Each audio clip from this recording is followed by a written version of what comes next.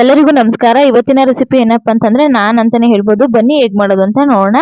ಮೊದ್ಲಿಗೆ ಇವಾಗ ಒಂದು ಬೌಲ್ಗೆ ಒಂದ್ 2 ಕಪ್ ಅಷ್ಟು ಮೈದಾನ ಹಾಕೊಂಡಿದೀನಿ, ಮತ್ತೆ ಒಂದ್ ಅರ್ಧ ಕಪ್ ಅಷ್ಟು ಗೋಧಿ ಹಿಟ್ಟನ್ನ ಹಾಕೊಂಡಿದೀನಿ. ಇದಕ್ಕೆ ರುಚಿಗೆ ತಕ್ಕಷ್ಟು ಉಪ್ಪನ್ನ ಹಾಕೋತಾ ಇದೀನಿ. ಉಪ್ಪನ್ನ ಹಾಕೊಂಡು ಅರ್ಧ ಸ್ಪೂನ್ ಅಷ್ಟು ಬೇಕಿಂಗ್ ಸೋಡಾನ ಹಾಕೋತಾ ಇದೀನಿ. ಉಪ್ಪನ್ನ ಹಾಕೊಂಡ್ಮೇಲೆ ಅರ್ಧ ಸ್ಪೂನ್ ಅಷ್ಟು ಬೇಕಿಂಗ್ ಸೋಡಾ, 3/4 ಸ್ಪೂನ್ ಅಷ್ಟು ಬೇಕಿಂಗ್ ಪೌಡರ್ನ ಹಾಕೋತಾ ಇದೀನಿ.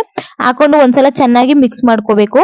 ನಾವು ಹಾಕಿರುವಂತ ಪೌಡರ್ ಗಳೆಲ್ಲ ಮೈದಾ ಮತ್ತೆ ಗೋಧಿ ಹಿಟ್ಟಿಗೆ ಚೆನ್ನಾಗಿ ಮಿಕ್ಸ್ ಆಗಬೇಕು. ಈ ರೀತಿಯಾಗಿ ಮಿಕ್ಸ್ ಮಾಡ್ಕೊಂಡ್ಮೇಲೆ ಇದಕ್ಕೆ ಒಂದು 1/4 ಕಪ್ ಅಷ್ಟು ಮೊಸರನ್ನ ಹಾಕೋತಾ ಇದೀನಿ. ಸ್ವಲ್ಪ ಮೊಸರನ್ನ ಹೆಚ್ಚಾಗಿ ಹಾಕೊಳ್ಳಿದ್ರೆ ಚೆನ್ನಾಗಿ ಬರುತ್ತೆ ಅಂತಾನೆ ಹೇಳ್ಬೋದು. ಒಂದ್ 2 ಸ್ಪೂನ್ ಅಷ್ಟು ಎಣ್ಣೆನ ಹಾಕೊಂಡು ಚೆನ್ನಾಗಿ ಕೈಯಲ್ಲೇ ಫಸ್ಟ್ ಕಲ್ಸ್ಕೋಬೇಕಾಗುತ್ತೆ. ಕೈಯಲ್ಲಿ ಕಲ್ಸಿದ್ಮೇಲೆ ಸ್ವಲ್ಪ 1 ಕಪ್ ಅಷ್ಟು ನೀರನ್ನ ಹಾಕೊಂಡು ನಾವು ಚಪಾತಿ ಹಿಟ್ಟಿನ ಅದಕ್ಕೆ ಕಲ್ಸ್ಕೋಬೇಕಾಗುತ್ತೆ. ಈ ರೀತಿಯಾಗಿ ಗಟ್ಟಿಯಾಗಿ ಸ್ವಲ್ಪ ಕಲ್ಸ್ರೆ ಇದಕ್ಕೆ ಒಂದು ಪ್ಲೇಟ್ ನ ಮುಚ್ಚಿ ಒಂದ್ ಸೈಡ್ಗೆ ನೆನೆಯೋದಕ್ಕೆ ಬಿಟ್ಬಿಡೋಣ. ಇವಾಗ ಒಂದು ಪ್ಯಾನ್ ನ ಇಟ್ಕೊಂಡಿದೀನಿ. ಅದಕ್ಕೆ ಒಂದ್ 2 ಸ್ಪೂನ್ ಅಷ್ಟು ಎಣ್ಣೆನ ಹಾಕೋತಾ ಇದೀನಿ. ಒಂದ್ ಅರ್ಧ ಸ್ಪೂನ್ ಅಷ್ಟು ಚಿಲ್ಲಿ ಪೌಡರ್ನ ಹಾಕೋತಾ ಇದೀನಿ. ಮತ್ತೆ ಒಂದ್ ಅರ್ಧ ಸ್ಪೂನ್ ಅಷ್ಟು ಕಾಶ್ಮೀರಿ ರೆಡ್ ಚಿಲ್ಲಿ ಪೌಡರ್, ಒಂದ್ ಅರ್ಧ ಸ್ಪೂನ್ ಅಷ್ಟು ಕಾಳು ಮೆಣಸಿನ ಪುಡಿನ ಹಾಕೋತಾ ಇದೀನಿ. ಒಂದ್ 2 ಸೆಕೆಂಡ್ ಈ ತರ ಮಿಕ್ಸ್ ಮಾಡ್ಕೊಳ್ಳಿ. ನಾವ್ ಹಾಕಿರುವಂತ ಮಸಾಲೆ, ನಾವ್ ಹಾಕಿರುವಂತ ಖಾರದ ಪುಡಿ ಎಲ್ಲ ಸ್ವಲ್ಪ ಘಾಟ್ ಎಲ್ಲ ಹೋಗ್ಬೇಕು. ನೋಡ್ತಾ ಇರ್ಬೋದು ಈಗ ಆಲ್ಮೋಸ್ಟ್ ಘಾಟ್ ಎಲ್ಲ ಹೋಗಿದೆ. ಚೆನ್ನಾಗಿ ಎಣ್ಣೆಲಿ ಮೆಣಸಿನ ಪುಡಿ ಚೆನ್ನಾಗಿ ಫ್ರೈ ಆಗಿದೆ. ಇವಾಗ ರುಚಿಗೆ ತಕ್ಕಷ್ಟು ಸ್ವಲ್ಪ ಉಪ್ಪನ್ನ ಹಾಕೋತಾ ಇದೀನಿ. ಉಪ್ಪನ್ನ ಹಾಕೊಂಡು ಒಂದ್ಸಲ ಮಿಕ್ಸ್ ಮಾಡ್ಕೊಂಡು ಸೈಡ್ಗೆ ಎತ್ತಿಕೊಳ್ಳೋಣ. ನಾವು ಮೊದಲೇ ನೆನೆಸಿರುವಂತಹ ಮೈದಾನ ಚೆನ್ನಾಗಿ ಕೈಯಲ್ಲೇ ನಾದ್ಕೋಬೇಕಾಗುತ್ತೆ. ಈ ರೀತಿಯಾಗಿ ನಾದ್ಕೊಂಡು ನಾವು ಚಪಾತಿ ಎಲ್ಲ ಯಾವ ರೀತಿ ಲಟ್ಟಿಸ್ತೀವಿ ಆ ರೀತಿಯಾಗಿ ಲಟ್ಟಿಸ್ಕೊಳ್ಳಿ. ರೌಂಡ್ ಆಗಿ ಲಟ್ಟಿಸೋದಕ್ಕಿಂತ ಉದ್ದವಾಗಿ ಲಟ್ಟಿಸಿದ್ರೆ ತುಂಬಾ ಚೆನ್ನಾಗಿ ಬರುತ್ತೆ.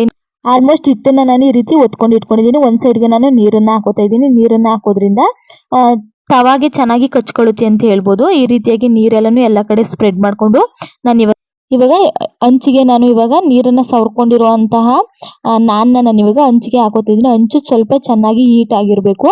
ಇವಾಗ ಚೆನ್ನಾಗಿ ಕಚ್ಕೊಂಡಿದೆ ನೋಡ್ತಾ ಇರ್ಬೋದು. ಒಂದ್ 2 ಸೆಕೆಂಡ್ ಆದ್ಮೇಲೆ ಈ ರೀತಿಯಾಗಿ ಮಗುಚ್ಕೊಂಡು ಬೇಯಿಸ್ಕೋಬೇಕಾಗುತ್ತೆ.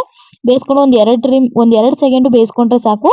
ಚೆನ್ನಾಗಿ ನಾನು ಫ್ರೈ ಆಗುತ್ತೆ. ನೋಡ್ತಾ ಇರ್ಬೋದು ಚೆನ್ನಾಗಿ ಅಲ್ಲಿ ಕಪ್ ಆಗಿದ್ರು ಪರವಾಗಿಲ್ಲ, ತಲೆ ಕೆಡಿಸ್ಕೋಬೇಡಿ, ತುಂಬಾ ಚೆನ್ನಾಗಿರುತ್ತೆ ಟೇಸ್ಟ್. ಇವಾಗ ನೋಡ್ತಾ ಇರ್ಬೋದು ಆಲ್ಮೋಸ್ಟ್ ಚೆನ್ನಾಗಿ ರೆಡಿ ಆಗಿದೆ. ಇದ್ರ ಮೇಲೆ ಇವಾಗ ನಾವು ಮೊದಲೇ ಏನು ಫ್ರೈ ಮಾಡಿ ಇಟ್ಟಿದ್ವಿ ಮಸಾಲೆ ಪೌಡರ್ದು, ಅದನ್ನ ಇವಾಗ ಆ ಲಿಕ್ವಿಡ್ ನಾನು ಇವಾಗ ನಾನ್ ಮೇಲೆ ಹಚ್ಕೋತಾ ಇದ್ದೀನಿ. ಹಚ್ಕೊಳ್ಳೋದ್ರಿಂದ ತುಂಬಾ ಚೆನ್ನಾಗಿ ಬರುತ್ತೆ.